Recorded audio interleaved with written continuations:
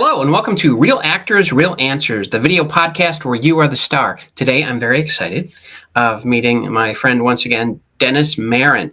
Dennis Marin is an actor. He'll fill in the details. He's an actor, he's a pro wrestler, he's a scientist, he is a stuntman, he's a carpenter, and I know I didn't cover everything. I'll let him do it. Dennis, how are you doing? I'm doing phenomenal. How are you, my friend? I'm good. So what about this acting thing? Why did you become an actor?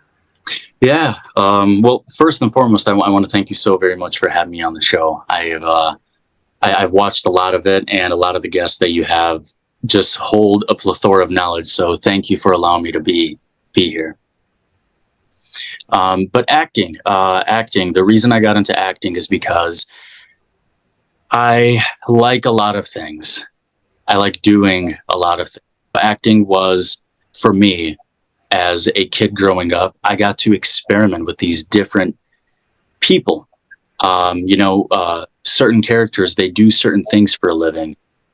Certain people that have a role that they play in that realm, in that story. So I liked getting to know myself through acting, and playing these characters allowed me to see, hey, do I like that? Do I not like that? And that's essentially why I got into acting. So you're curious about people, it sounds like. Very much so. I know that acting has a lot to do with psychology. So you kind of have to understand a person in order to become them. And of course, there always has to be a little bit of you in that. And that's what makes it acting. And if there's no you in that, then that's not acting, that's lying. Wow, that's tremendous what you just said. My mind goes to Stanislavski, Uta Hagen, Meisner, because that's very true. I never heard it put like that before. Very. What was your first exposure to the acting world? Yeah, my first exposure, it's quite funny because I fell into acting by mistake, or maybe not by mistake, because your pursuits have an interesting way of pursuing you. Tell me, that's fascinating. Yeah, so you could essentially, I never really wanted to get into acting. Quite frankly, I was afraid of it. I was interested, but I was so scared that I might fail. I was afraid that it might not be for me. So you said scientist. The reason I studied science is because I was looking for something more practical. I didn't know that acting could become a career for me. I didn't think that it would. For me at the time, it was just a hobby. So the way that I fell into it was middle school. My then English teacher turned drama teacher. For whatever reason, in 8th grade, we needed as drama in order to move on to high school. For whatever reason, I do not know. But it was an elective class, or more or less because it was a requirement. So it was in the last quarter of the year, and our school is putting on the production, The Invisible Man. And that is when my drama teacher / English teacher at the time, who later on became my wrestling coach in high school, who then later on became my English teacher my senior year. So he had a lot to play in, not just with acting and with extracurricular activities and schooling, but just in life. He's been a tremendous role model, and in many ways, kind of like a father figure to me. His name is Scott Bergeron. And now he does real estate. So anybody looking to, buy a house or a home, I highly recommend Scott Bergeron. But he had us in 8th grade perform a short skit. And I know why he had us perform these skits. He just wanted to see what we were capable of and if we were comfortable in front of a crowd. And I didn't think that I was at the time. I just did it. I had fun with it, and it was amazing. But I guess he saw something in me. And when it came time to finally cast these roles, I didn't want to audition for anything. In that class, you could get by just by like selling tickets, at lunchtime to students, and you would get an A. So I wanted to do something of that nature. But when it came down to casting these roles, he just kind of threw the marker at me and said, Dennis, go write your name up. You're the Invisible Man. And that's essentially kind of how it started. Just being in rehearsals and getting to know your students at the time. We kind of became like family. It was like, it wasn't even school. It was like we were just having fun. And the first opening night is when I actually wholeheartedly fell in love with acting. When you're on stage, you feed off of a crowd. You became visible. I became invisible. That is exactly it. Yeah. And people were laughing, people were crying, people were angry because I was essentially supposed to be a bad guy. So being able to control the emotions of your audience captivated me. And I was like, okay, we're on to something. And then I go on to high school, and then I kind of fell back a little bit, but students and other people who saw me in that play, they were like, hey man, auditions are coming up, are you going to go? And then word got out, and the drama teacher at the high school emailed me, and he said, hey, I heard you can act. Why don't you come audition for, I played Lori in Little Women. Oh, yes. I could so see that with you. Yeah. So it was so different for me because I never really did like any musicals or anything at the time. I'm not much of a singer. So being able to kind of transition to a high school level at the time, like in middle school, kind of like, we were just kind of having fun. But then once I got into high school is when it really started to get serious for me. I started to take it seriously. And it was fun because in high school, I like to say that I did too much. I played football. I wrestled. I wrote for the school newspaper. I did theater. I did a bunch of other extracurricular activities. So looking back on it, I kind of wish I would have just devoted myself just to theater and film. Now, which I understand, but at the very same time, those multiple activities, actually, I'm going to add open-ended question. Do you think now they helped you grow as a person, as an actor? 100%, absolutely. Because now, being that football high school, being that wrestler, I can do stunts now. I can take a fall and I can wrestle. I can hand-to-hand combat.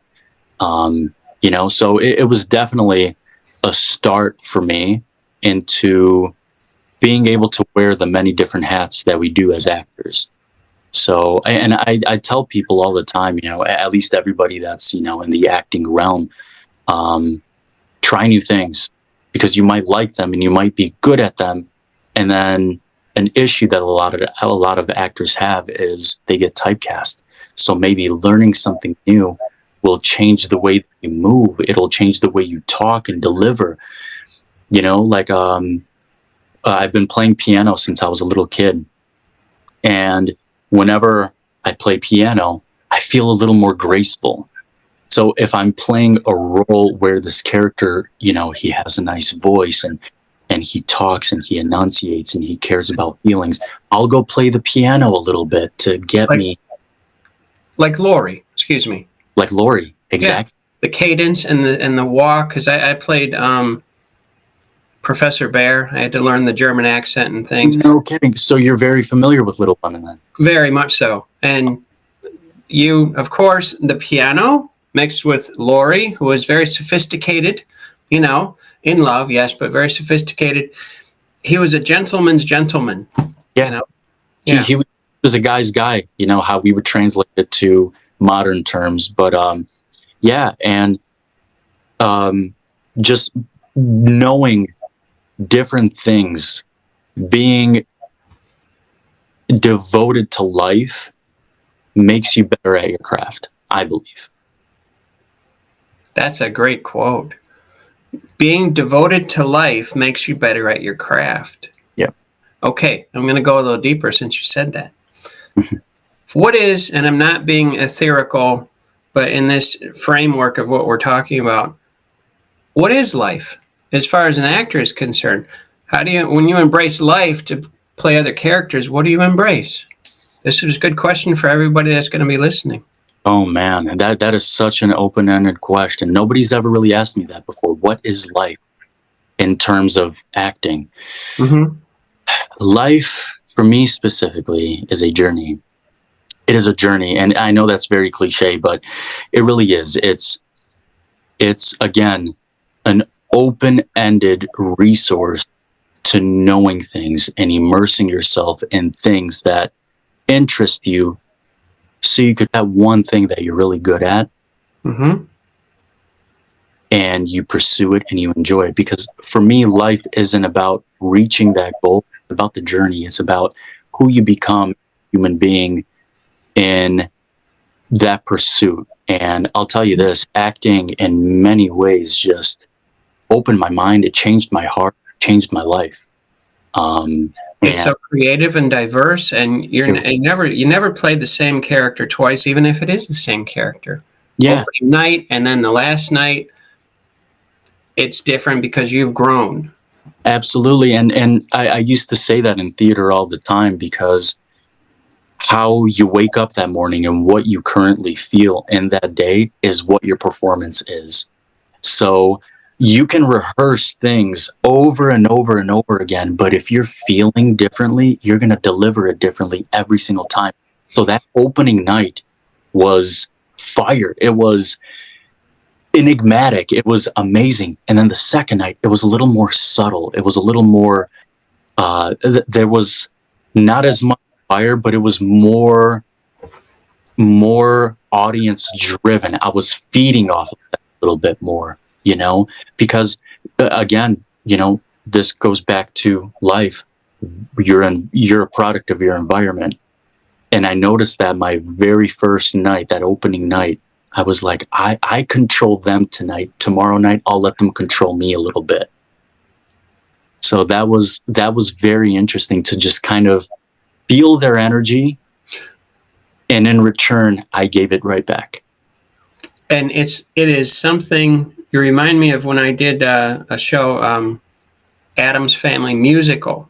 Okay. Oh, wow. And I played the husband of I'm going to say the normal family, the husband, and he was disgruntled because he wasn't getting along with his wife, and their son was trying to date Wednesday, and that was bizarre. But on the second or third time on stage, because I'm getting used to being in the shoes, I can relate to you.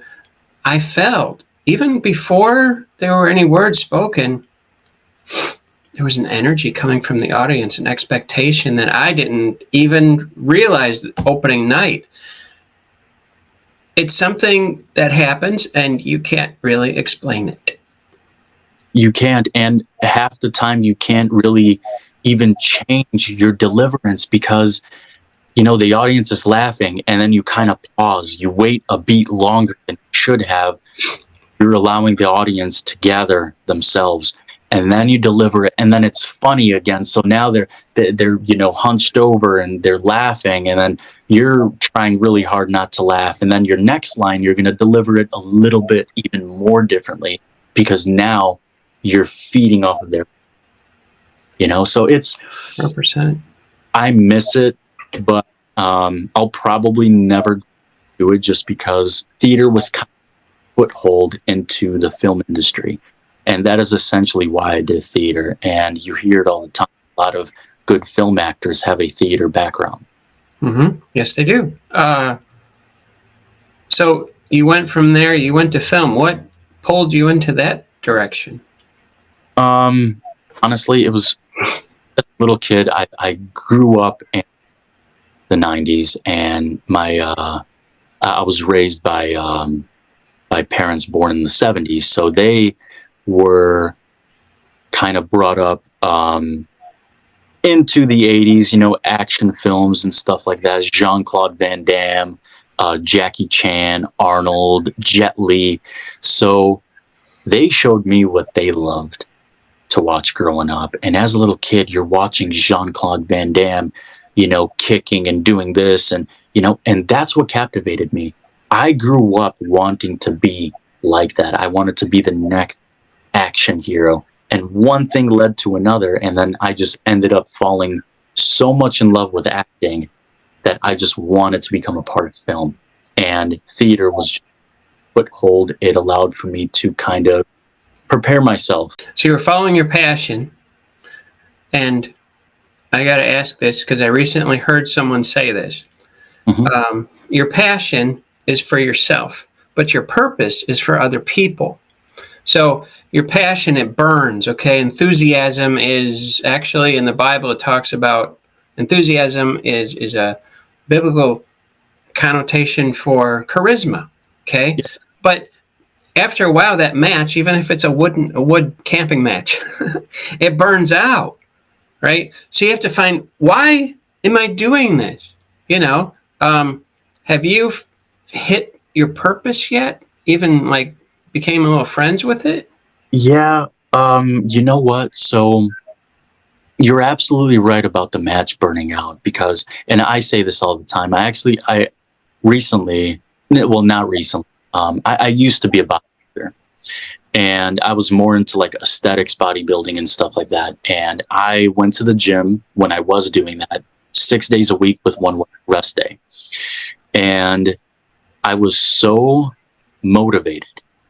I was so captivated by building my body, and what I put in is what I get out, right? Like, meaning the amount of work that you put into anything is what you're going to get out of it.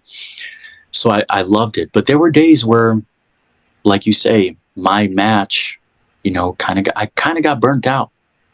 And where you lack motivation, that's where I like to say disciplined.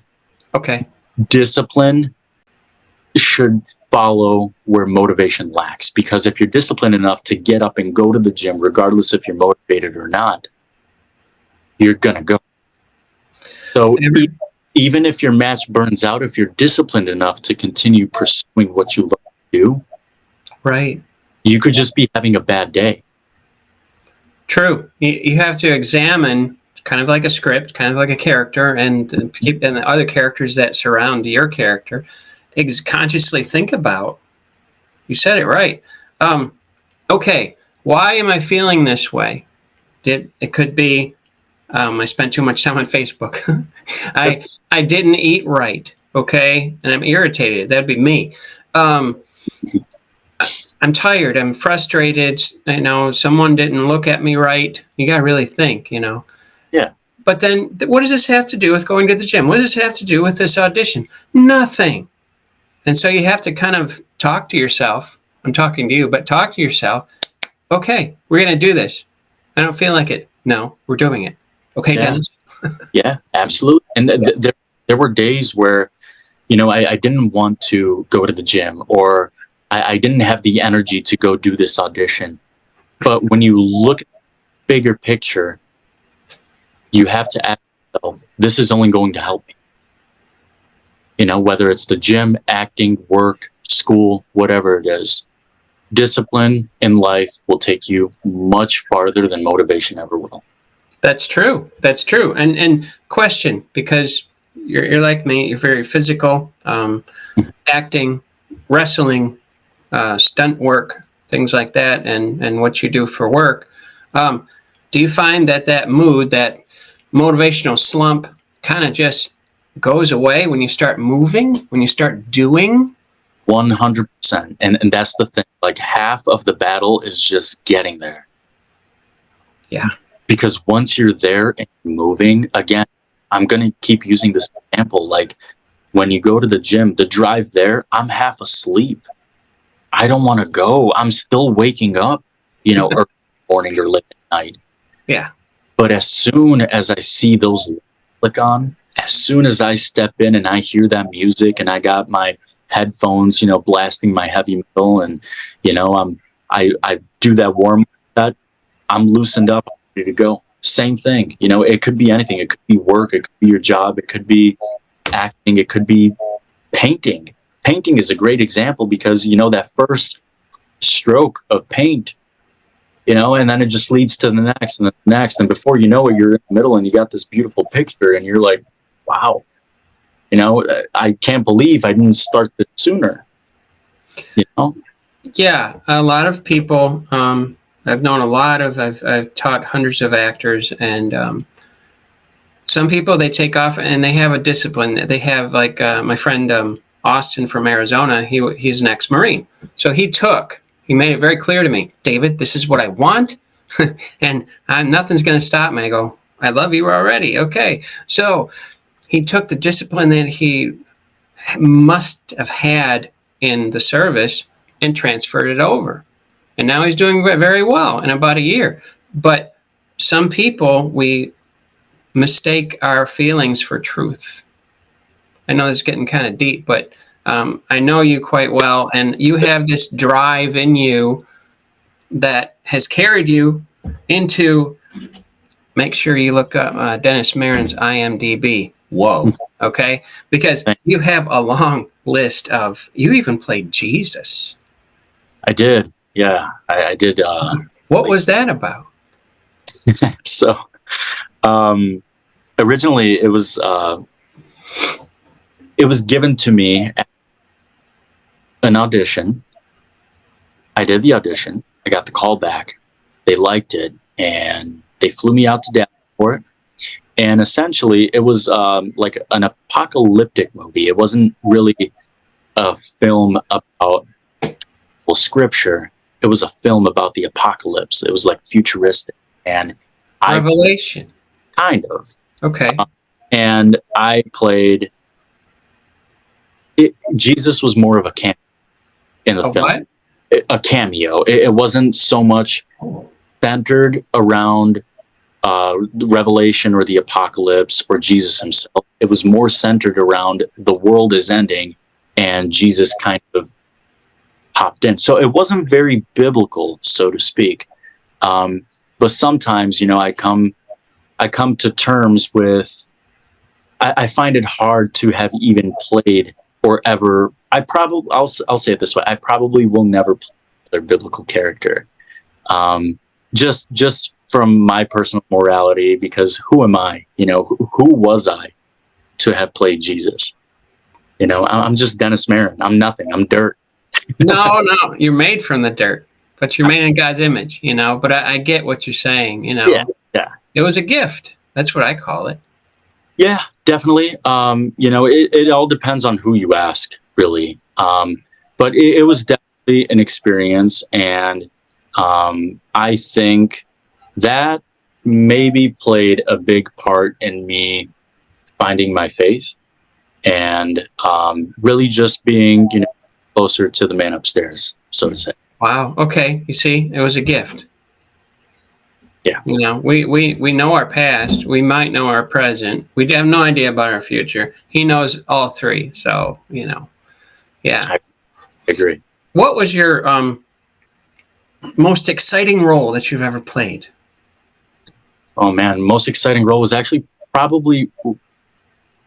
it's a lot. It's an open-ended question, but like recently I played this character that really just absolutely excited me. I immersed myself into this character.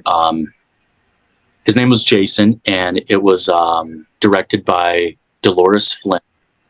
And I got this audition through my agent. I went in for the audition, and the process as a whole was a lot, because my initial audition was a self-tape. I went in to audition again. I got a call back, and then I had a screen test with the actress. So it was like a 4-part audition that probably took 2 months until I finally got the part. And I didn't even think that I was going to get it, but I got it. And this character, based on a true story, it's about domestic violence. It's called Why Me? And this film won the National Short Film Festival. I got nominated for a Best Actor award out in Simi Valley, California.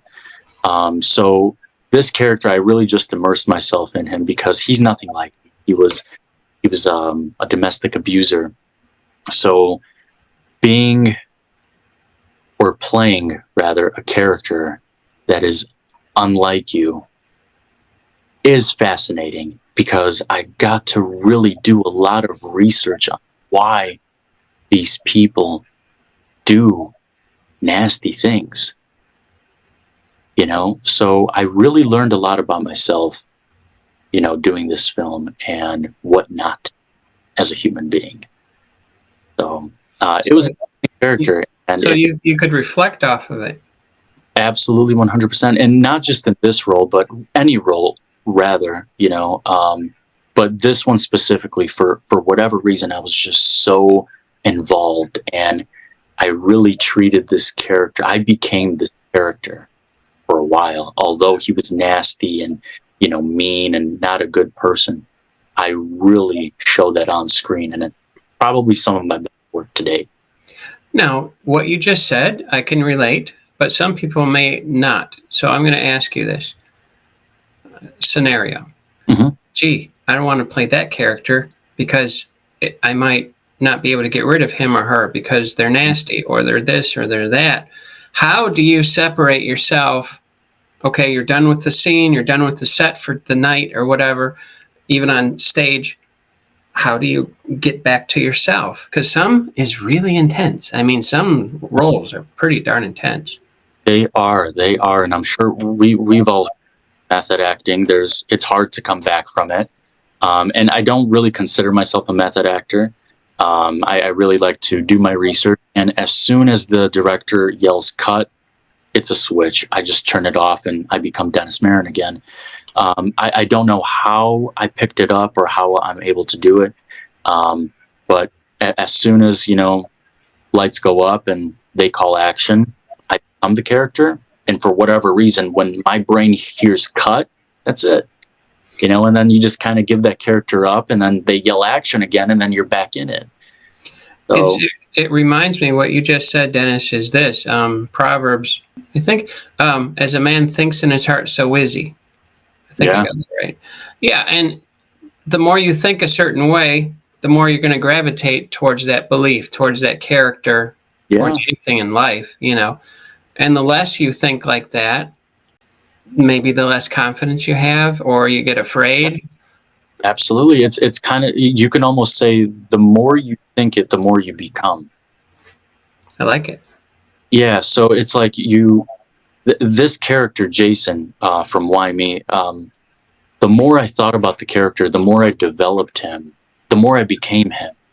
And, you know, like I said, just as soon as I hear cut, for whatever reason, my brain just knows to disassociate from that character, especially if they're like a little crazy, you know. But on the other side of the spectrum, I can play a lovable character or a laughable character. And then that's where I have the most fun, because that's where I let me show. You know, you don't really see a character, you really just see me as a person, as a human being.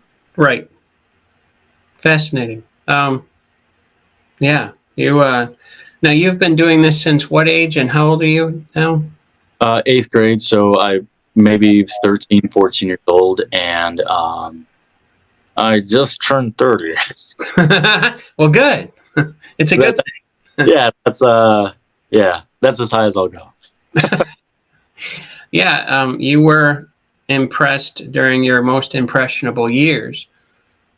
Now, for instance, say a person, because I have some students like this, say they're 38, they're 40. Mm-hmm. They have a family, possibly, you know, or they're just stuck. I've heard this, David, I'm stuck in this job. You know, I'm thinking, well, no, you're not stuck. You just unstuck yourself, but you don't realize it. So later in life, what kind of advice would you give to people that want this, but they don't know exactly how to start? Well, if you're in your mid to later years, you have to ask yourself, how bad do you want it? How serious are you about pursuing it? Because if you're not all that serious, then I would probably just stay with what you're doing. But if you know that you live and breathe acting, that there's no way you can live or survive, or you're not happy without it, I would say find a job, find a good mixture of the two. That's why I got into the trades. That's why I became a carpenter, because I'm allowed time off. I'm allowed to say, hey, I'm not going to pick up this extra work because I have to be in Los Angeles, first week of December until Christmas.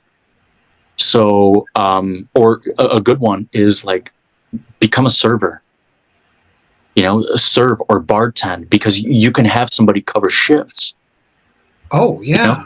So find a good balance of like, hey, I can pay my bills and go make money, but I can also pursue what I love to do. Another good one is bartending, and you meet a lot of people, especially if you work in a big city like Los Angeles, New York, Atlanta, or even Detroit. You can really just make your living and still pursue what you want to do.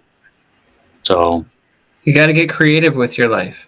You got to get creative, and you got to be open to different things. And like we were talking about earlier in conversation, is that become a student of the game. Try new things. Really immerse yourself. Like I studied biomedical engineering in college. I'm a carpenter. I switched over to medical technology, and then I was also a wrestler, and I write, and I wrote for the paper, and I did theater and this and that. You have to open your mind, open your heart, and if you don't like it, just give it a fair shot, because you might learn something about yourself. So I would say try new things. I understand, you have family, you have, probably kids, wives, husbands, boyfriends, girlfriends, whatever it may be. Or talk to them as well, get their support. Yeah. And I say this all the time, and it's honestly the truth. Learn a trade.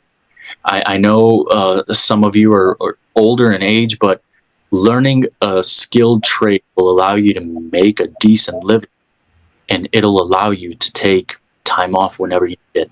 You just got to find those opportunities, and they're out there. They are. So got to constantly think outside of the box. I know that's cliche, but it's true. When you're in the box, you think you're stuck. And all you have to do is like open it up. Yeah, and you got to be honest. Like I've worked for a few carpentry companies, and when I go in and interview with them, I would tell them immediately. I would say like, "Hey, I love building houses, but I'm an actor." Okay, I like that. Right up front. They understand that, and I'll tell them there are going to be days where, hey, I got to go do an audition, and the deadline is tomorrow morning. I got to leave early, so I'm sorry. And the cool thing about trades is that if whatever reason your boss doesn't like it and decides to fire you,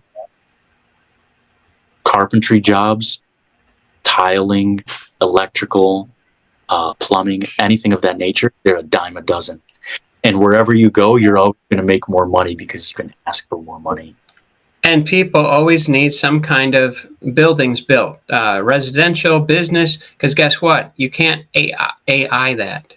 You cannot. You need actual, it's called manual labor, meaning you're Thank you. Yes, exactly. Yeah. Wow, this is awesome. If someone wanted to contact you, how would they do that? What's the best way for you? Usually, my contact information is, I'm not sure if my personal contact information is up on IMDb. But if anybody has any, talent related inquiries, all my agent and, managerial information is on there. But if it's more like personal, like they have questions about, work or how to balance certain things or a role or anything of that nature, they can Facebook me, or Instagram usually works as well. Just look up my full name, Dennis Marin, Marin, and yeah, let's get in touch. Let's get in contact. I welcome it. Excellent. Thank you. Dennis, stay with me. But I want to thank you for being on Real Actors, Real Answers. I urge everybody to take a close look at his IMDb and watch some of his movies and contact him. Networking is everything. Thank you very much. All right. Thank you.